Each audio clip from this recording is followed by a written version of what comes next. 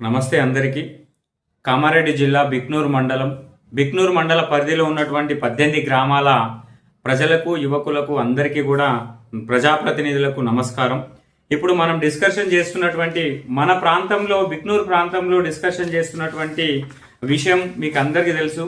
కాలకూట విషం చిమ్మజిల్లుతున్నటువంటి కంపెనీలు, పొగగొట్టాలతో నిండిపోతున్నటువంటి మన ప్రాంతాలు, భూగర్భ జలాలను నాశనం చేస్తున్నటువంటి కొన్ని ఫార్మా కంపెనీలు ఈ మన బిక్నూర్ సరౌండింగ్లో వస్తున్నాయి. కాబట్టి ప్రజలు కూడా అందరూ భయాందోళనగా గురవుతున్నారు. ఇప్పుడు కొత్తగా fusion health care private limited అనే ఒక కంపెనీ వస్తుంది. ఒక 14 సర్వే నంబర్లలో బిక్నూర్ గ్రామం మరియు మండలం, కామారెడ్డి జిల్లా, తెలంగాణ, ఇది కొత్తగా ఏర్పడ్డటువంటి దాని యొక్క పూర్తి వివరాలు ఇక్కడ ఉన్నాయి. మీ అందరికి కనబడుతుంది అనుకుంటా. సర్వే నంబర్లతో పాటు కూడా ఉంది. ఇది తెలంగాణ కాలుష్య నియంత్రణ మండలి ఇచ్చినటువంటి నివేదిక. మీ అందరూ కూడా బాగా అబ్జర్వ్ చేయాలి దీన్ని. ఈ కంపెనీ అనేది ఎట్లా ఏర్పడ్డది అనేది మీకు కొద్దిగా చెప్దామనుకున్నా. మెస్సర్స్ స్కైకేమ్ ఫార్మాస్యూటికల్ ప్రైవేట్ లిమిటెడ్ వారు 2.26 గుంటల భూమిని తీసుకొని దాని విస్తీర్ణము 10,724 చదరపు మీటర్ల విస్తీర్ణంలో ఉంది.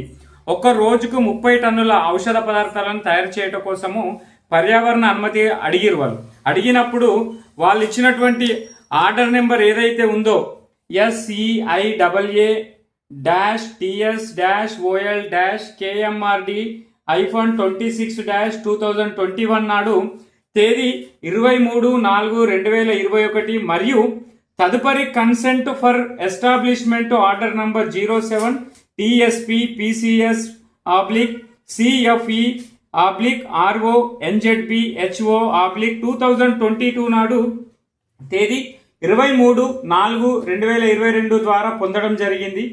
దాని తదనంతరము ఈ కంపెనీ వాళ్ళు ఏం చేశారంటే ఆ పేరు మార్పిడిని స్కైకేమ్ ఫార్మాస్యూటికల్ ప్రైవేట్ లిమిటెడ్ కంపెనీని వాళ్ళు సేల్ చేసుకుని ఫ్యూజన్ హెల్త్ కేర్ ప్రైవేట్ లిమిటెడ్గా మారడం జరిగింది. దాని లెటర్ నంబర్ కూడా SEIAA-TS/OL/KMRD-26-2021 తేదీ నాడు 9/7/2024 నాడు బదిలీ చేయడం జరిగింది. ఎప్పటి నుంచి జరిగింది వరకు 2021 నుంచి 2021 నాడు పర్యావరణ వాళ్ళకు అభ్యర్థన పెడితే వాళ్ళకి ఆర్డర్ కాపీ ఎప్పుడు ఇచ్చారు? సంవత్సర కాలంలో 22/4/23 తారీఖు నాడు ఆర్డర్ కాపీ పాస్ చేసిన తర్వాత కొద్ది రోజులకు వాళ్ళ కంపెనీని సేల్ చేసిన తర్వాత 3 సంవత్సరాల గ్యాప్లో ఎటువంటి నిర్మాణాలను కొనసాగించకుండా అక్కడ ఉన్నటువంటి పరిధిలను తెలుసుకొని ఇది కరోనా టైంలో జరిగింది కాబట్టి ప్రజాభిప్రాయ సేకరణ జరగలేదా నాడు కేవలం కేంద్ర పాలిత మంత్రి మన నియంత్రణ మండలి అప్రూవల్ ఇచ్చిందని చెప్పేసి డిటిసిపిలో పర్మిషన్ తెచ్చుకున్నారని, గ్రామ పంచాయతీ పరిధిలో లేదు కాబట్టి డిటిసిపి నుంచి పర్మిషన్ తెచ్చుకున్నామని వాళ్ళు ఆ రోజు ఈ స్కైకేమ్ కంపెనీ ఫార్మాస్యూటికల్ కంపెనీ వాళ్ళకి సేల్ చేయడం జరిగింది. అదేవిధంగా ఇక్కడ పొల్యూషన్ కంట్రోల్ బోర్డు కావచ్చు, గ్రీన్ ట్రిబ్యునల్ కంట్రోల్ బోర్డు కావచ్చు, ఈ కంపెనీలతో వీటితోటి పీసీబీ వాళ్ళతోటి మరి ఏ విధమైనటువంటి విధి విధానాలను వాళ్ళు అప్లికేబుల్ చేసిరా చేయలేరని తెలియదు. ఇప్పుడు ఆ 2 ఎకరాలని కాస్త ఒక 10 ఎకరాలుగా అంటే 5 రెట్లు పెంచి మళ్ళా తెలంగాణ టీఎస్ ఐపాస్లోకి వెళ్ళి రిజిస్ట్రేషన్ చేసుకున్న తర్వాత మీరు ఖచ్చితంగా ఈ కంపెనీని ఎక్స్టెండ్ చేయాలనుకుంటున్నారు. మళ్ళీ ఒకటి fusion health care private limited అనే కంపెనీని మీరు ఎస్టాబ్లిష్ చేయాలి అంటే మీరు కొద్దిగా ఎక్స్టెన్షన్ చేయాలంటున్నారు. కాబట్టి ఖచ్చితంగా ప్రజాభిప్రాయ సేకరణలో ఉండాలి అని చెప్పేసి కలెక్టర్ గారి నుంచి, అందరి నుంచి, మెజిస్ట్రేట్ నుంచి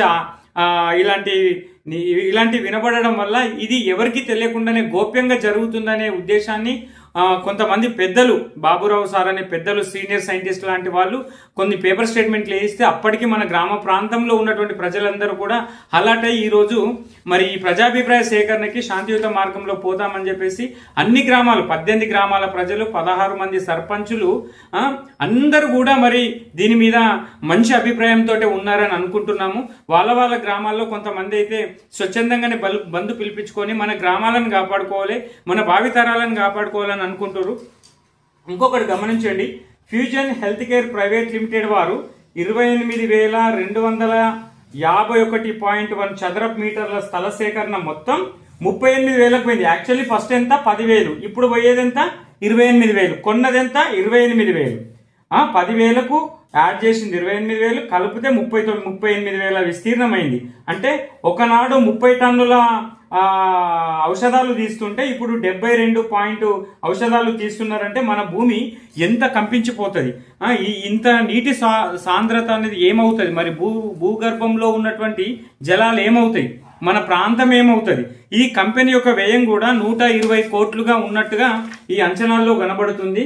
మరి దీని ఏదైతే పర్యావరణానికి సంబంధించినటువంటి నిర్వహణాధికారులకు సంబంధించినటువంటి 6.82 కోట్లుగా, వార్షిక పునరావృత వ్యయం 5.96 కోట్లుగా తెలంగాణ పర్యావరణ అటవీ మంత్రిత్వ శాఖ SO 1533 తేదీ సెప్టెంబర్ 14,